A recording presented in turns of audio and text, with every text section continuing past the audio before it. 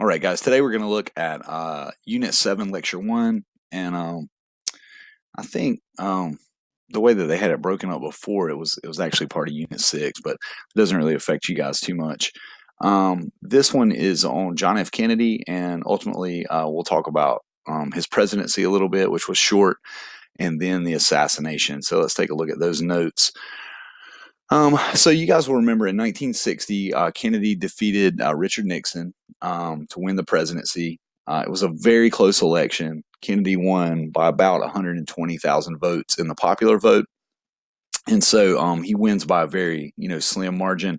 He comes in and gives a very famous inauguration speech where he famously says, ask not what your country can do for you, ask what you can do for your country. He's sort of trying to, I think, present and promote like a new mindset in America. And really under Kennedy, the first family kind of captures the imagination of not just the United States, but the whole world. There's this young kind of active family. He's married to this beautiful socialite, Jacqueline Kennedy. She becomes like a very important icon in terms of fashion. Everybody is looking to see what she's wearing all the time. They have these two young kids that are running around the White House, and a lot of Americans can kind of identify with them. Kennedy comes from a very wealthy political family. He later said that when he was in college during the Great Depression, he actually had no idea that a depression was going on until he read about it in books, at Harvard. I mean, this guy had a pretty charmed life in his childhood and stuff, but they really do capture, the imagination of the world. Later on, after Kennedy's death, Jackie sort of sparks this whole, like, they call it like the Camelot White House, like this sort of fairy tale White House. And she, she does this in a way that she sort of sells this image, and I think partly to ensure JFK's legacy, that people would remember, his presidency a certain way. So he surrounds himself with a group of advisors, not unlike FDR's brain trust. He calls them the best and the brightest. Robert Kennedy, his brother, is his most influential advisor. He's going to become the United States Attorney General.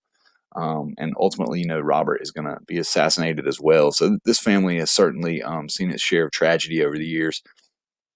So JFK comes in his inauguration, and he proclaims that it's going to be time for a new frontier in America. And everybody has their sort of platforms. The idea behind this was kind of twofold.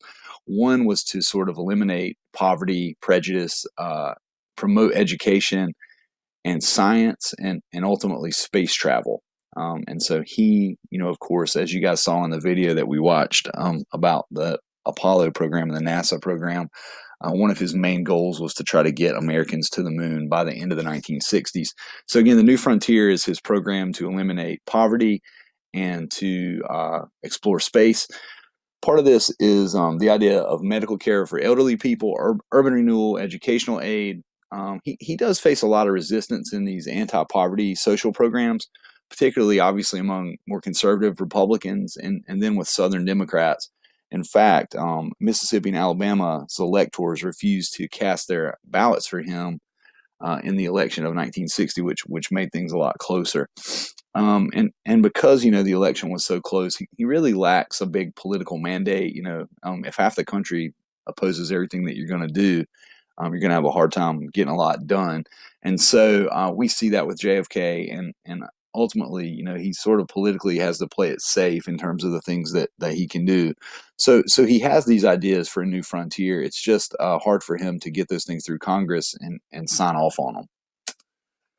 In terms of the economy and like spending, his programs are basically going to be based on deficit spending. So again, you can see some parallels to FDR there.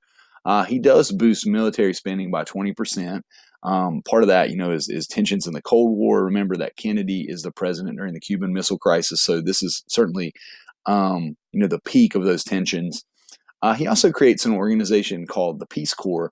The idea behind the Peace Corps is to send young Americans abroad to volunteer, and those people will go abroad to other countries, third world countries, developing countries, and help those countries with technical aid, humanitarian aid.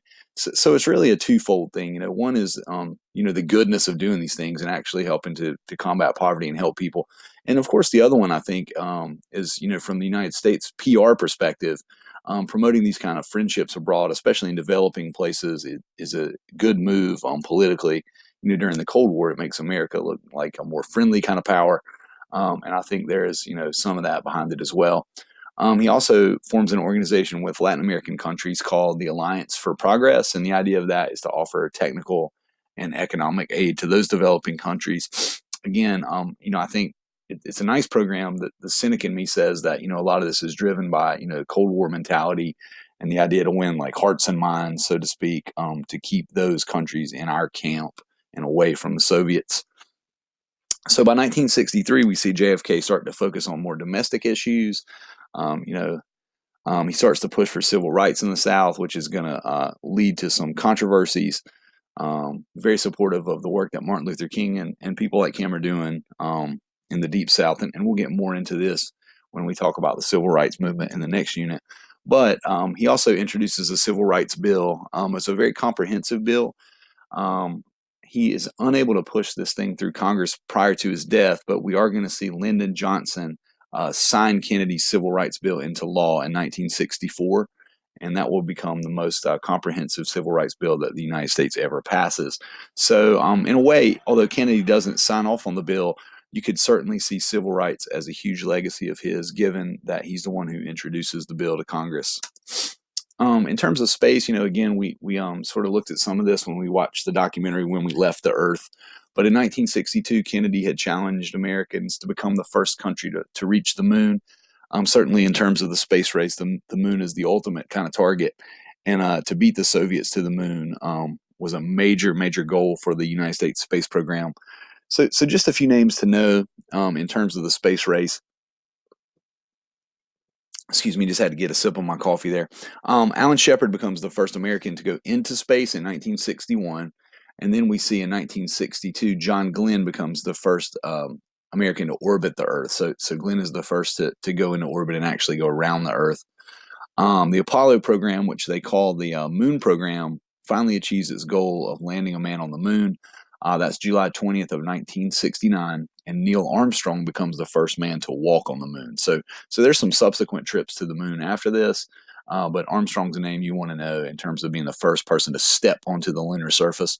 This is one of those sort of moments in American history that people would rarely forget. And if you know anybody in your family, maybe even your parents who are old enough to remember this, I mean, they could probably tell you exactly where they were watching this, because I think it's an instance where kind of the whole world put life on pause for a minute and just drank it in, because it was such an amazing moment in terms of scientific achievement and the capabilities of man. And to think that this happened only 66 years after the Wright brothers made that first powered flight down in Kitty Hawk in North Carolina. I mean, from 66 years from the first short flight to reach the moon is just an incredible achievement. I mean, it's almost hard to put into words the progress that was made in such a small amount of time. And here's the New York Times headline here that you can see. All right, so in terms of the Kennedy assassination, unfortunately, this is probably the thing that Kennedy is most well known for. This event occurred November 22nd of 1963. Kennedy was visiting Dallas, Texas. The shot, I mean, and there's, this is one of those things in U.S. history where, there are still a lot of questions and there's still a lot of information that the public doesn't know, unfortunately. And honestly, in my opinion, we may never know. But so Kennedy's in Dallas. He is driving through a place in Dallas called Dealey Plaza. He's in an open car.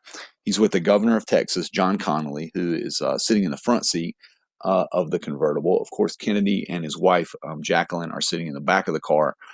Shots were fired from the Texas School Book Depository, which, if you are facing Kennedy's car, on the road, is up and to the left of where the car would have been. Kennedy is killed. Lyndon Johnson is sworn in as president on Air Force One. Lee Harvey Oswald, a former Marine, is charged with the crime. Oswald is a really sort of interesting and kind of slippery character in history.